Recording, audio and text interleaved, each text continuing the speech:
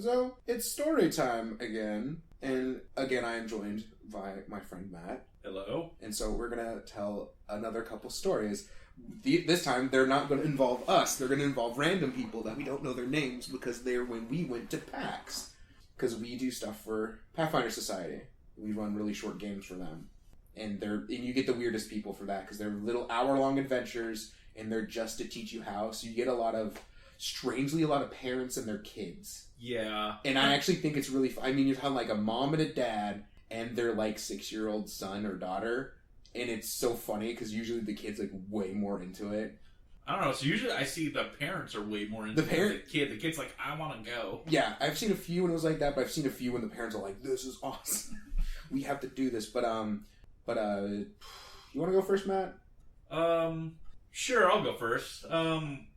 So one of the stories, this is when Pathfinder just came out with their mystical one. These things, the Occult Adventures of the Occult book. Adventure. If I'm wrong, I'll probably put the picture up of the book.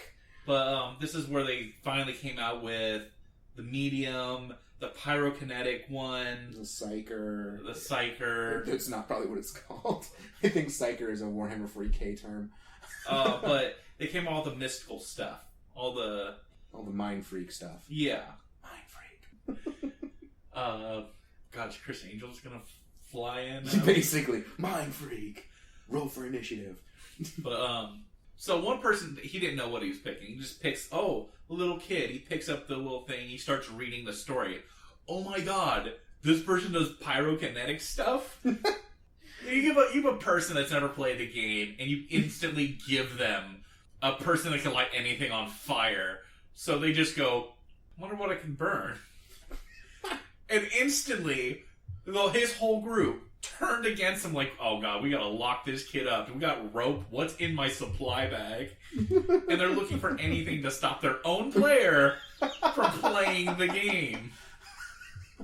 Amazingly enough, everyone dies except that one player. Oh wow, I don't think I killed anyone in PAX. It's really hard. It's really hard to kill people in those adventures. They just all roll garbage.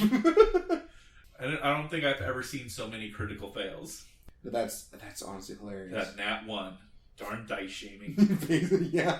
Mine's at PAX, but mine's not really more like a story. It was more like an actual experience thing. Because we get a ton of different people, and most of them don't ever have played Pathfinder, or maybe they played some other random game. But you get a bunch of random people. 500 some odd tables of people of 5 roll through on the weekend. And that's an hour per scenario. Yeah, so it's easily a few hundreds of people going through. So he was there for a while, but there was a guy that was deaf, and he had 2 interpreters with him. I have no idea, because I later on thought about it, I'm like, but those interpreters would have had badges too. But then I thought maybe they had special badges because they're his interpreters, and a lot of conventions do if you have hard of hearing or you have disability issues and stuff like that. But I mean, he was 2 interpreters. Do you have anybody deaf in any of your classes? No. You doing sign language for a while because I've talked to him. It's fucking tiring.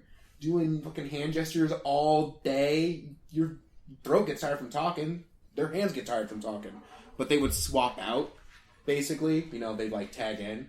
But the only good thing was like, oh wow, this is going to be a weird experience. Like, I've never done this before. And it was just like in any normal game. What was really funny was, of course, because it's Pathfinder, so everybody's names are fucking weird. There's no Tom and John in the world of Pathfinder. There's no Stephanie. It's all like Stephaluflis. I mean, but every time I would be reading it, and I'd be reading them the story and stuff like that, and I get to like Jephosophilis, some weird ass name, and I would stop and like, and I literally looked up at them. I'm like, I'm so sorry, Jephosophilis, and they're like, I had to like every time show them like it's this. Like, this is because they had. Call him Bob, call him Steve. I used to do that too. I used to change them because I could like, and I'm sitting there like, I can't even pronounce this name. I don't even know how you'd spell it. Half of the names they make up. They pronunciate.